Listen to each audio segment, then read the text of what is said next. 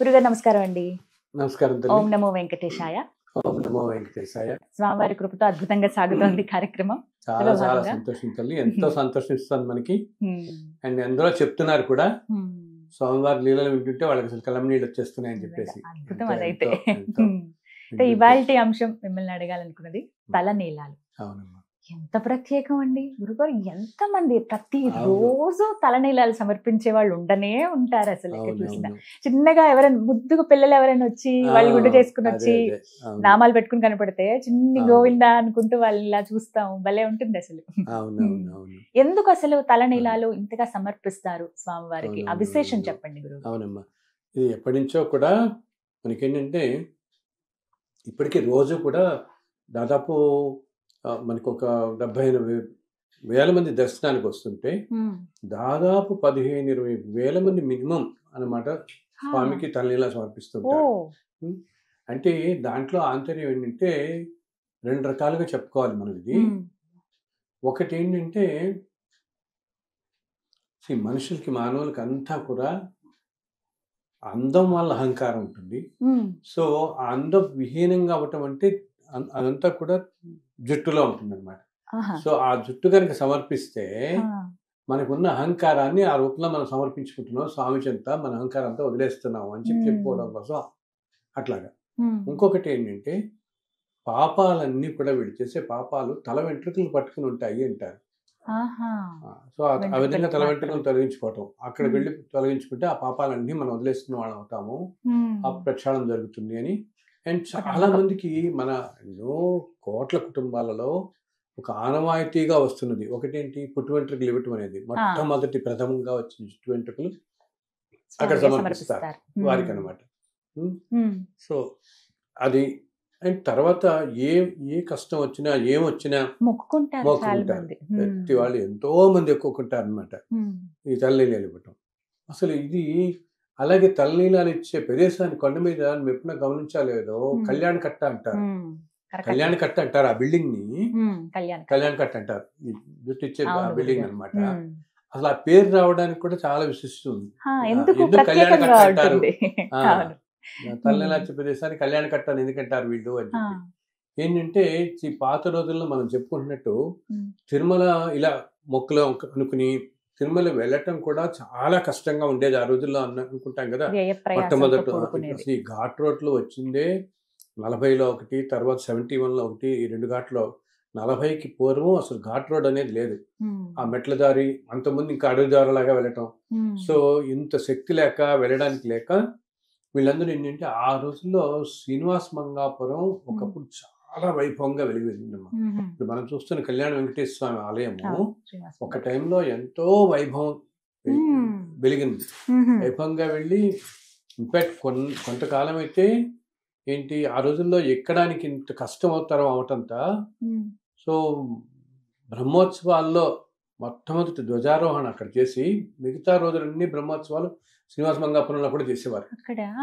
ఇక్కడ చేసేవారు. అండ్ శ్రీనివాస మంగాపురంలో ఉండే మూర్తి కరెక్ట్ గా తిరుమలలో ఉండే మూర్తిలాగానే ఉంటారు. అంతే ఎత్తు, అంతే విగ్రహం అంతా. మనం ఏంటంటే తిరుమలలో దూరం నుంచి చూస్తాం కాబట్టి మనకి చిన్నదిలాగా అనిపిస్తుంది. మనం అంత దగ్గరికి వెళ్ళండి ఎప్పుడు ఆభరణాలు అన్నిటితో ఉండి ఎంతో దూరం నుంచి మనకు దర్శనం అవుతుంది. వేరే మంగాపురంలో మనం చక్కగా దగ్గర నుంచి దర్శించుకోవచ్చు. పెద్ద జనం ఉంటారు మామూలు రోజులు పెడితే. మనకి ఏదన్నా పర్వదినాలప్పుడు కొంచెం ఉంటారు కానీ మామూలు రోజులు తక్కువ చక్కగా ఆయన అలా కళ్యాణ వెంకటేశ్వర స్వామి దర్శించుకోవచ్చు. అండ్ అక్కడ కళ్యాణం చేయించుకుంటే తప్పకుండా వివాహాలు అవుతాయి. ఇది తేలి మనకి అక్కడ పైన దొరకడం కష్టం కానీ ఇక్కడ దొరకడం తేలికే. సో ఇక్కడ ఏంటంటే ఇంతకుముందు శ్రీనివాస మంగాపురం పక్క నుంచి కళ్యాణి నది అని వెళుతూ ఉంటుంది. సో ఇలా స్వామివారికి మొక్కుకున్న వాళ్ళందరూ ఏదైనా ఆపద వచ్చి కష్టం వచ్చి స్వామి మేము తిరుపతి వచ్చి నేను దర్శించుకుని తలనీలా సమర్పిస్తాం అనుకున్న వాళ్ళు ఈ కొండ ఎక్కేయడానికి కష్టమయ్యి మంగాపురంలోనే స్వామిని దర్శించుకుని వెళ్ళిపోయేవాళ్ళు.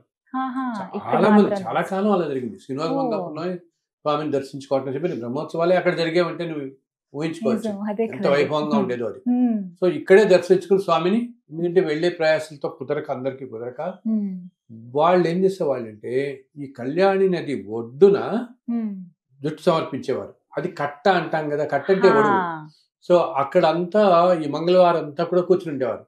సో గట్టులాగా కట్ అంటే ఒడ్డంతా కట్ అంటారు,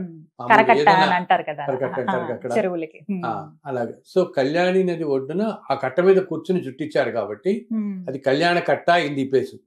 సో ఈ రోజుకి ఇన్ని సంవత్సరాలు మారిపోయి ఇప్పుడు అక్కడి నుంచో ఇటు వచ్చేసిన తిరుపతిలో కూడా పైన ఆ ప్రదేశాన్ని కళ్యాణ కట్ట అనే పేరు అలా ఉండిపోయింది.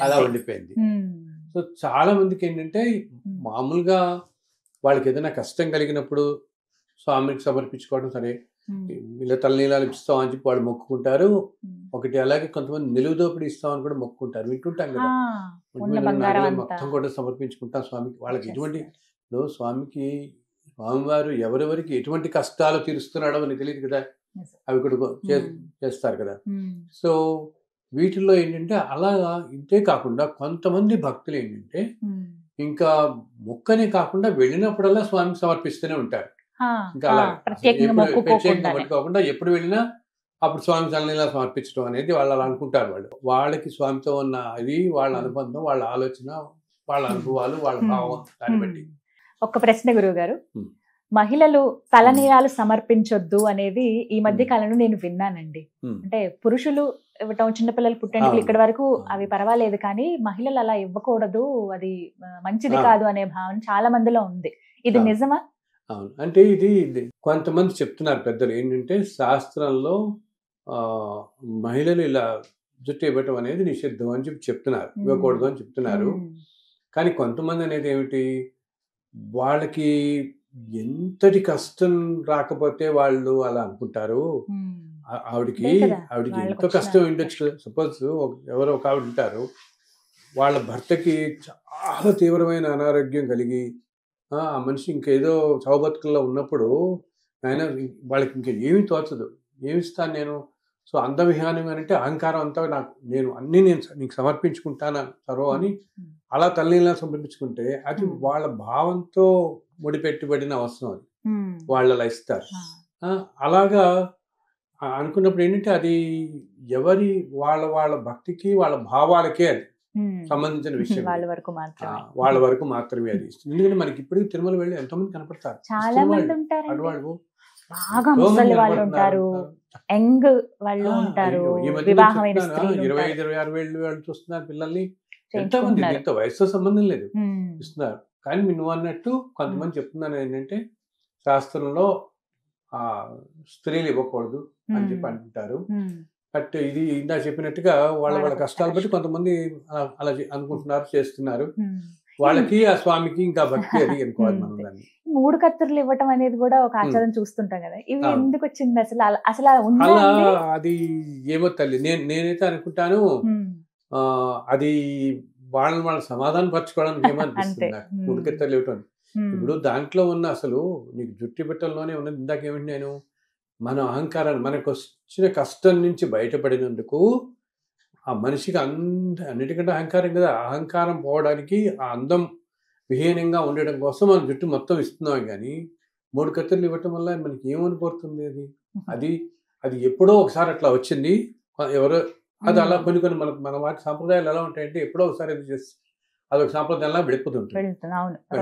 అది మన తృప్తి కోసం అని. కానీ నేను అనుకుంటాను నిజంగా ఏంటి ఎంతో కష్టం నుంచి బయటపడిన వాళ్ళు పూర్తిగా ఇవ్వటం అనేది వేరు, కానీ 3 కత్తర్లు అనేది ఏమో నాకు అది వాళ్ళ భావాలు బట్టి ఉంటుంది, భావాలు బట్టి ఉంటుంది. కానీ సమర్పించడం అనేది నిజంగా అదృష్టంగా భావిస్తారు చాలా మంది. మీరు ఇందాక అన్నట్టు గురువు గారు, పుట్టు వెంట్రుకలు అయితే ఖచ్చితంగా ముందే మొక్కుకుంటారు. అవునవును, చాలా చాలా చాలా మంది ఇళ్లలో ఇప్పటికీ కూడా ఎందుకు పుట్టి వెంట్రుకల్లో ఆడపిల్లలు కూడా పుట్టి వెంట్రుకలు ఇస్తారు కదా, కొంతమంది ఇస్తారు కదా, చిన్నప్పుడు ఆడపిల్లలకి ఇస్తారు.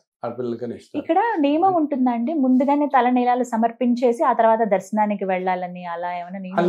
లేదు, మన వీలుని బట్టి చేసుకోవచ్చు. ఇవన్నీ కూడా ఏంటంటే కాలానుగుణంగా రకరకాల మార్పులు ఎన్నో వస్తూ ఉంటాయి. ఇప్పుడు చెప్తాను, ఇప్పుడు ఇంతకుముందు కాలానికి ఇప్పుడు కాలానికి ఇప్పుడున్న హడావిడి వీటిల్లో నీకున్న టైంలో వీటిల్లో ఈ సీక్వెన్స్ అన్ని కుదరకపోవచ్చు. అలాగే కొంతమంది నన్ను ఈ మధ్య ఒకటి అడుగుతున్నారు, ముందు అమ్మవారిని దర్శించుకోవాలా లేకపోతే స్వామివారిని దర్శించిన తర్వాత అలమేలు మంగాపురం రావాలా? చాలా మంది ప్రశ్న ఇది. చాలా మంది తిరుమల ప్రయాణం అవుతున్నారంటే మొట్టమొదటిగా వచ్చే ముందు సందేహం తిరుచానూరు ఏంటంటే వెళ్ళాలా, ముందు అక్కడది. అది ఎవరి వీలుని బట్టి వాళ్ళు చేయొచ్చు తల్లి. ఇలాగే ముందు అమ్మవారిని దర్శించుకోవాలని ఎక్కడా లేదు. ముందు అక్కడికి వెళ్ళాలని ఎవరి వీలుని బట్టి స్వామివారిని దర్శించుకుని తర్వాత అమ్మవారిని దర్శించుకోవచ్చు. నేను ఇంకోటి కూడా నేను చెప్తున్నాను. సపోజ్ మనం చాలా మంది ఈ రోజుల్లో ప్రతి సంవత్సరం వెళ్ళేవాళ్ళు, సంవత్సరానికి 2 సార్లు వెళ్ళేవాళ్ళు చాలా మంది చూస్తాం. 1-2 సార్లు వెళ్ళేవాళ్ళు, సంవత్సరానికి 1 సార్లు వెళ్ళేవాళ్ళు. సో ఇలా వెళ్తున్న వాళ్ళల్లో నీకు ఏదన్నా ఒక్కోసారి వీలు కుదరక అసలు అమ్మవారి దర్శనానికి వెళ్ళలేదు అనుకో, వీళ్ళు చాలా బాధ పడిపోతున్నారు. ఒక ఆవిడ ఈ మధ్య నాకు ఫోన్ చేసి, ఏమండి నేను కిందసారి వెళ్ళినప్పుడు నాకు కుదరలేదు, తిరుపతి వెళ్ళి వచ్చేసాను, అమ్మవారిని మాత్రం దర్శించుకోలేకపోయాను. ఈ మిగతా ఫ్యామిలీ ఎంతో మంది 20 మందితో వెళ్ళాం, వాళ్ళందరూ ఆ రోజు కంగారు పడిపోయి ట్రైన్ ఎక్కేద్దాం అన్నారు. చాలా రష్ ఉంది. మేము వెళ్తే అక్కడ మాకు ఎందుకంటే తిరుచానూరు ఆలయంలో చాలా రష్ ఉంటుంది. చాలా రష్ ఉంటుంది. నీకు పైన ఏంటంటే ఏదైనా ఒక ప్లాంట్ గా వెళ్తాం, కింద నీకు ఒక్కసారి చూస్తే 2-3 గంటల దాకా లోపలికి బయటికి రాలేం. మళ్ళీ 4:30 ట్రైన్ ఏదో ఉంటుంది. మళ్ళీ అప్పుడు కష్టం అయిపోయి బయట నుంచి నమస్కారం పెట్టుకొచ్చేస్తారు. అసలు ఒక్కోసారి వెళ్ళరు. సో వెళ్ళకపోయినా ఆ తల్లి ఏమీ అనుకోదు. ఆ తల్లి ఎంతో కరుణామయురాలు. అసలు మనం ఎప్పుడో అంతకుముందు దర్శించుకుంటాం కాబట్టి ఈసారి వెళ్ళినప్పుడు వీళ్ళు ముందుగా ప్లాన్ చేసి దర్శించుకోండి. అంతేగాని చెప్తాను కదమ్మా, నేను ఎప్పుడూ నమ్మేది ఇదే. మనం ధర్మంగా ఉన్నప్పుడు మనకి ఏదైనా వీలు కుదరకపోతే అయ్యో వీడు రాలేదే అని చెప్పి ఆయన ఏమనుకోడు, రాలేకపోయింది. ఎందుకంటే మనకున్న పరిమితులను మనం ఇప్పుడు 20-30 మందితో వెళ్తున్నప్పుడు అలా వాళ్ళ 20 మందిని ఆపేసి లేదు వెళ్ళాల్సిందని పట్టుదల పట్టి చేయలేం కదా మనం. అది అటువంటివన్నీ భగవంతుడు అందుకని మీరు వెళ్ళినప్పుడు ప్రతిసారి కుదరకపోయినా, అంటే కొంతమంది ఏం చేస్తున్నారు, నానా యాత్ర పడిపోయి పైకి వెళ్ళి కింద ఇంకో గంటే టైం ఉంటుంది, ఈ గంటలో ఉరుకులు పరుగులు ఎత్తేసి ఏదో వెళ్ళిపోయి నమస్కారం పెట్టుకొచ్చేసేయాలి. సో అసలు భగవంతుడి దగ్గరికి వెళ్ళేదే మన ప్రశాంతత కోసం, అవునా?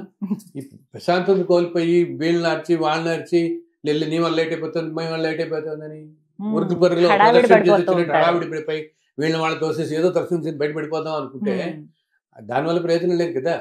దాని బదులు మనసులోనే నమస్కరించుకుంటే ప్రశాంతంగా నీ ట్రైన్ కింద కూర్చొని నమస్కారం పెట్టుకో తల్లికి. తల్లి రాలేకపోయాను, ఈ క్షమించి ఈసారి వస్తానని మనస్ఫూర్తిగా నమస్కారం పెట్టి చక్కగా అనుగ్రహిస్తుంది ఆవిడ. ఎక్కడ ఉండదు.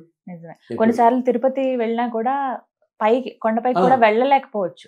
అవును, ఒకసారి కొంతమందికి ఏమవుతుంది, అసలు కొండకి వెళ్ళిన తర్వాత సడన్ గా వాళ్ళకి ఏదో దురదృష్టకర వార్త రావటము, వెళ్లాల్సిన వీలు కుదరకపోవచ్చు, అది ఏదో అడ్డం రావటంతో ఆలయంలోకి వెళ్ళే ఇదే రాకపోవచ్చు. అప్పుడు ఏం చేయొచ్చు, వాళ్ళు బయట నుంచి గోపురానికి నమస్కారం పెట్టినా, స్వామివారి ఆలయం గోపురం బయట నుంచి నమస్కారం పెట్టినా, లోపల మూర్తికి నమస్కారం పెట్టినంత ఫలితము లభిస్తుంది. అంటే తిరుమలలో కొండ మీద స్వామి అన్ని చోట్ల ప్రతి రాయి ప్రతి శిలలో ఆయన రూపమే ఉందంటారు, ఆయన అంశతోనే ఉంటాయంటారు. అలాగే మనం ఉంటామే కొండ మీద ఉండే వృక్షాలన్నీ కూడా మహర్షుల స్వరూపాలే అని ఉంటాం. అసలు ఆయనే అని చోట తిరుగుతుంటాడు. ఆయన కొండ మీద ఆయన లేని ప్రదేశం లేదనమాట. సో ఒకవేళ ఎవరన్నా అలా వెళ్ళినప్పుడు దురదృష్టం కొద్దీ, అంటే వాళ్ళకి మామూలుగా రష్ ఎక్కువ ఉండో వెళ్ళలేక దర్శనానికి వెళ్ళకపోయినా, ఇలా ఏదన్నా అవంతరాల వల్ల గబుక్కుని దర్శనానికి వెళ్ళే కుదరకపోయినా పాపం ఎటువంటి నిరాశ పొందక్కర్లేదు. చక్కగా మీరు ఒక్కసారి బయట నుంచే స్వామివారి ఆలయానికి నమస్కారం పెట్టుకోండి. ఇంకా ఈ